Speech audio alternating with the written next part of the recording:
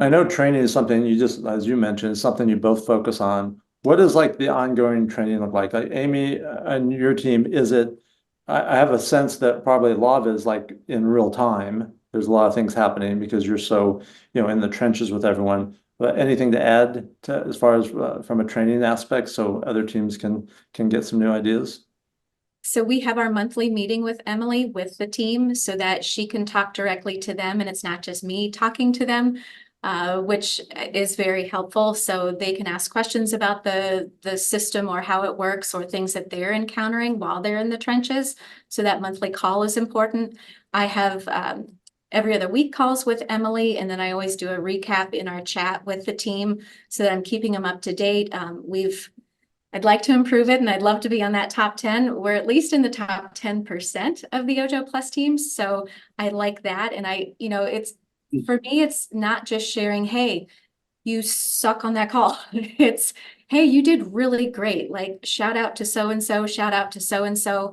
I want to share those successes with the team because the more they hear other people on the team doing really well and converting at a high rate, they know they can do it too. So we don't spend a lot of time on that was a crappy lead or wow, that was worthless. It's like, okay, but we have a lot of other great success stories to share too. So Yeah. one thing, and analyzing that data on the dashboard. So one thing that Emily shared with me too was,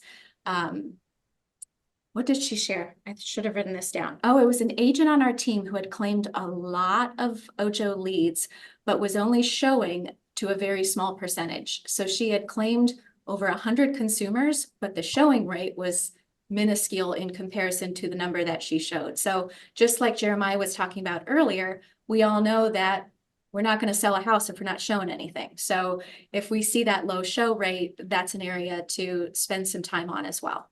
Eric, we chatted yesterday briefly, and you shared from a training perspective, you shared something that you put together.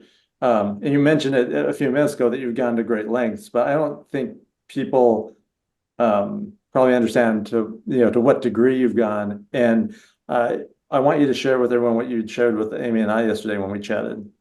Basically, Chris, what I shared with you guys yesterday was I knew I had to do a better job training our people. Like we do a lot of online lead generation. So we don't just do Ojo. We do Ojo. We've got a lot of Google. We got big Google budgets, big Facebook budgets, that kind of thing. We don't do Zillow and Realtor, but we're generating a lot of leads. And the problem in real estate, I don't think, is lead generation. Like it's super cool that Ojo generates leads for us. Boomtown can do it. KV Core can do it. Ylopo can. Everybody can generate leads. The magic happens in the conversion, and so we get converted. We convert leads to, we had conversations with them. They told us what they're looking for. We get all excited by that, and that's cool. But what we really, I've stolen this term. I call it the last mile problem. That term comes from the logistics industry, freight, and it doesn't matter what they mean by it. For me, it means we get people that go, yeah, I probably would. I'm ready to, or I'm close to, or I even want to go see a house. That's where the last mile problem starts in that. How do we get them from they're interested and they probably will even work with us to the closing table?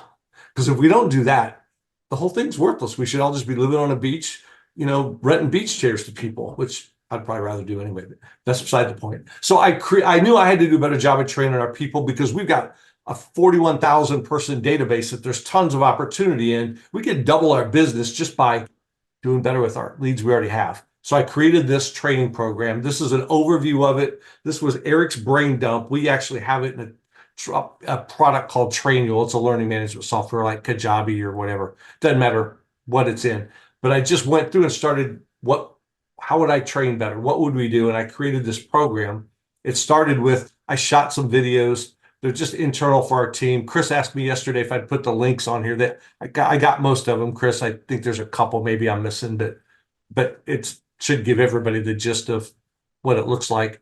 And it's a training module all our agents have to go through. They can't get Ojo leads and they can't get our ISA leads if they don't complete this training. And it's all just like the basics of like talking to people and following a system and that sort of thing. Do they do the training on their own, like at their own pace, or is there a certain time frame they need to do it by? How do you They can handle do it that? at their own pace. They do it quickly though. It's actually a problem. They do it too quickly because they want the leads, right? They're not. This isn't the part they'll mess around with. They'll go, "Oh, I did this. You mean you just did it last night? Yeah, I got it." Like so, there's a key thing in here. You'll see at a couple of these spaces, like if I highlight that, it'll show there. Yeah, It's a quiz. So if they watch the video while they're watching Netflix, they weren't really paying attention to my video, they're gonna have a tough time passing the quiz. So they're gonna fail the quiz. I get notified so-and-so failed the quiz, and then you'll see, oh, they actually passed it the second time. So it's just a kind of a speed bump to make them slow down to go through it. I And love it. this That was my is- favorite part. Yeah.